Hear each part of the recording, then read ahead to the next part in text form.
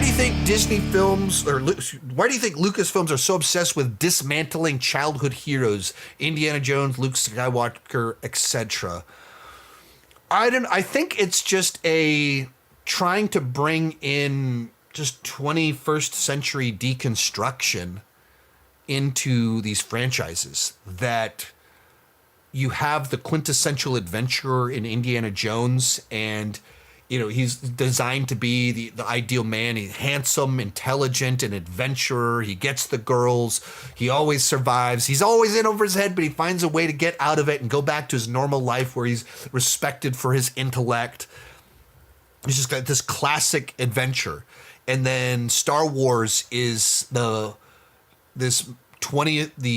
quintessential 20th century telling of the hero's journey. It's this classic mythology, good versus evil, and you move into the 21st century and there's this sense in which that's too simplistic, that's too old-fashioned, that things are more complicated than that.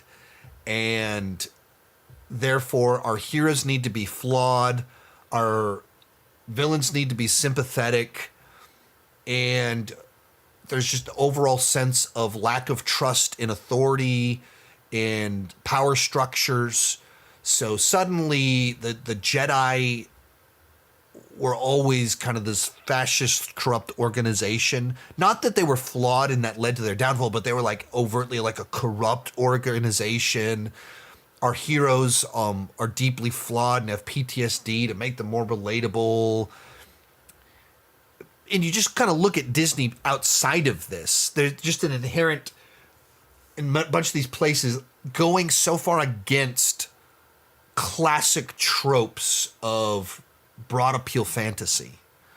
And we're going to do Maleficent, but the villain is actually just misunderstood.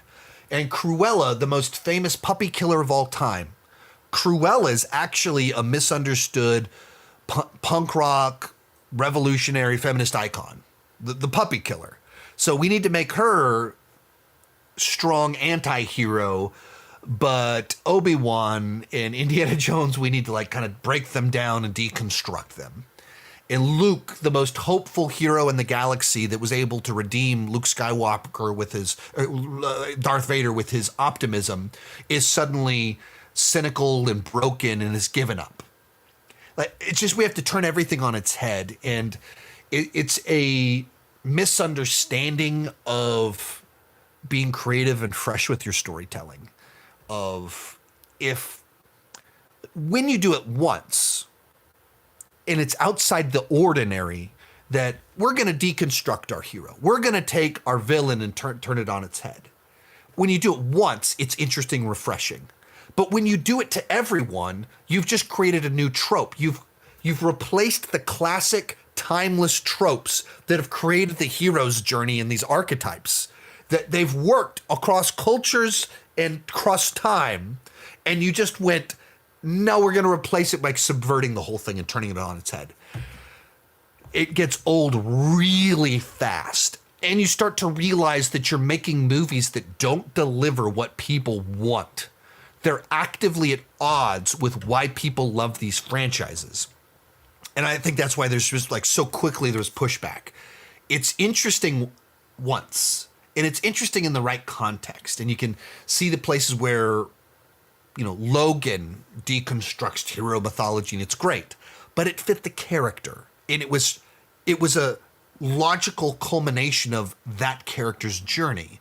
But when you apply similar sorts of templates to Luke Skywalker, it doesn't make any sense. And when you take this fantasy, the escapist fantasy of Indiana Jones, and now he's a drunk old man that is being taken advantage of by a young woman.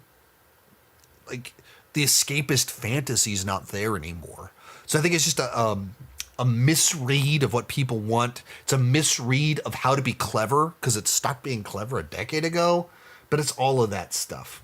Most of these clips are pulled from my Patreon live streams. I do about 6 live streams every single month. For $2 per month, $20 per year, you can get access to all the exclusive videos and live streams. For $5 per month, you get your name on my end card. At the top tier, you get a 30-minute video chat with me each month. The link down below in the description has more information.